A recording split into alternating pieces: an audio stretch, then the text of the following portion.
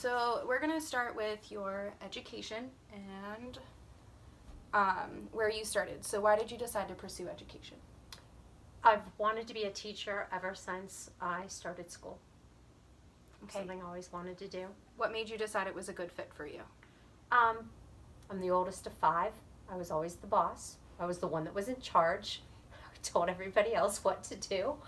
Sort of lines up with being a teacher.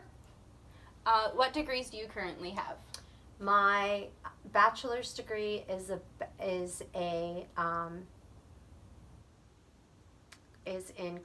Bachelor of Education in Comprehensive Communications with a speech major and an English literature minor and a journalism minor. Okay. My master's degree is Master Teacher in Reading.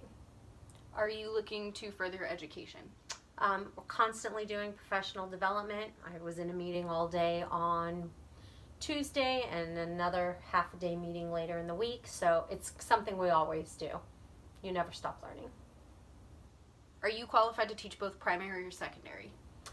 I could have gone, like, literally the quarter I had to make my decision, I could have gone elementary, primary, or secondary.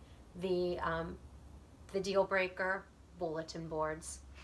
You don't have to worry about doing all those bulletin boards secondary, so that's why I went secondary. Okay. Let's see.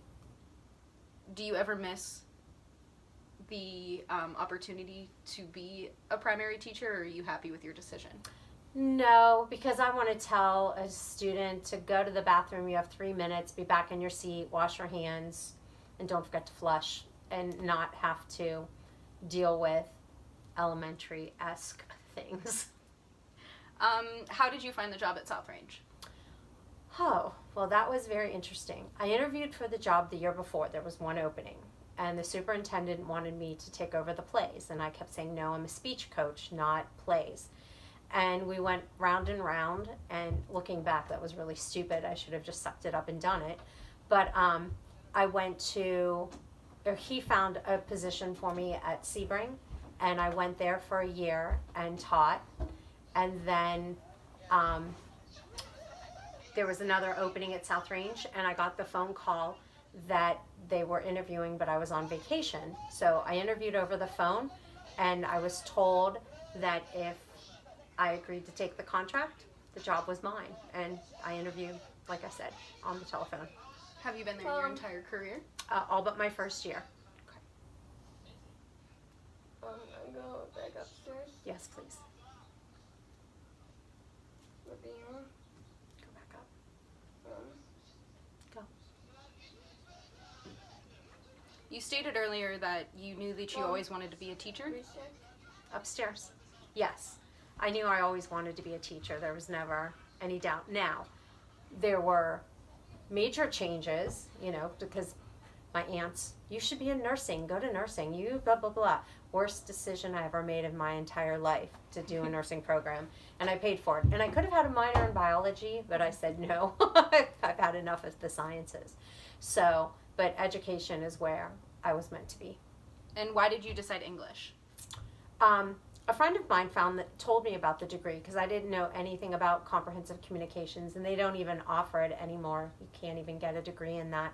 But it combined everything I loved. And when I was going to school in taking all the science classes for nursing, every quarter I took a me class, a class that interested in me and that I wanted to do.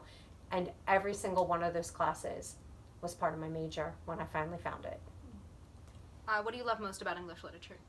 Oh, it doesn't matter how old the literature is.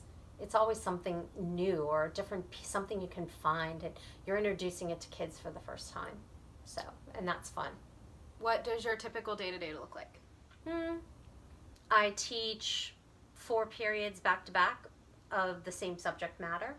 My prep, lunch, another period of the same that I've taught all morning, and then yearbook at the end of the day. What's the most rewarding aspect of your job? When a student comes to you and lets you know how much they've impacted your life, and you are just doing what you do for all kids, but for them, it touched them. You know, whether it's a letter that they write me, or a painting that they made me, or a sign that they bring in for me. It's something that goes beyond that of just the classroom. And do you take part in any other activities throughout your day besides teaching? Oh, I wear many hats. It just depends what's going on for the day. I am the flagline instructor for the marching band and an assistant to the marching band director. I am part of our CIP team, which is our continuous improvement team. I am a member of our PBIS, which is our positive behavior incentive team. I am also part of RISC, which is our student peer leadership program. So I'm many hats, many different things throughout the day. What is the least exciting part about your job?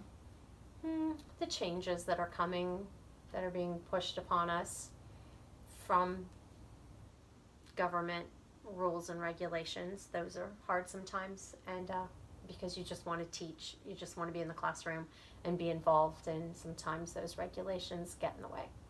And what advice would you give somebody looking forward to a career in education? Oh, go for it. I mean, oh my gosh.